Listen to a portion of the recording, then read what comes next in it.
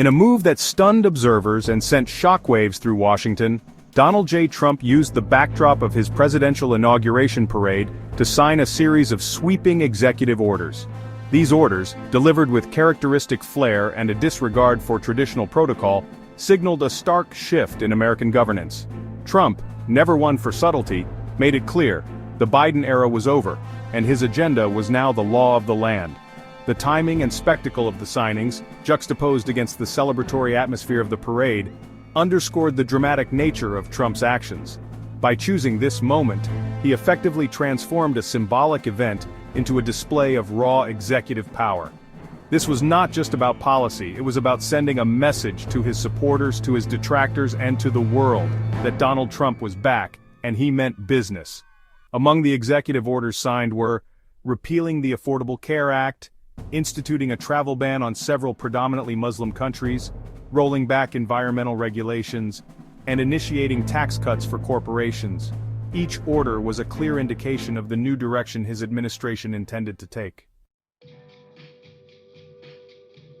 One of the most immediate and impactful orders was the federal hiring freeze.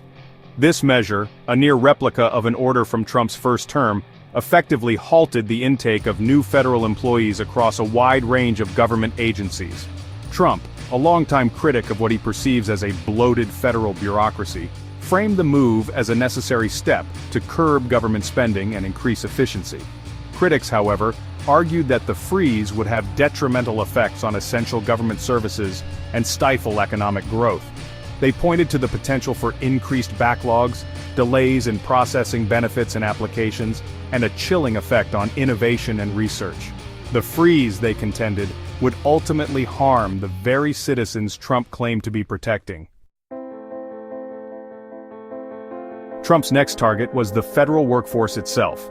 In a move that delighted his supporters and infuriated his opponents, he issued an executive order mandating the return of all federal employees to in-person work, effectively ending the work-from-home policies implemented during the COVID-19 pandemic.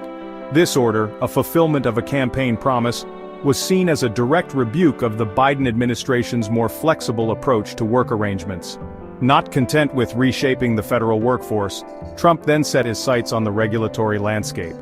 He signed an executive order freezing the implementation of new federal regulations, effectively halting a slew of last-minute protections and rules enacted by the outgoing Biden administration. While such freezes are common during transitions of power, the scope of Trump's order was seen as particularly broad and signaled an aggressive approach to dismantling his predecessor's legacy. Perhaps the most controversial of Trump's Inauguration Day orders was the reversal of Biden's decision to lift the U.S. designation of Cuba as a state sponsor of terrorism. Biden's move, part of a carefully negotiated agreement with the Cuban government that secured the release of political prisoners, was hailed by many as a step towards normalizing relations between the two countries.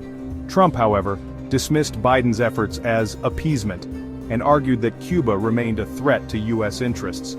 His reversal of the designation, a move applauded by hardliners within his own party, cast a pall over the nascent diplomatic thaw and raised concerns about a return to the Cold War-era tensions that have long defined the relationship between the two nations. If you found this video helpful, please subscribe, like, share, and comment below. Thank you for visiting the Today Hot Reels YouTube channel.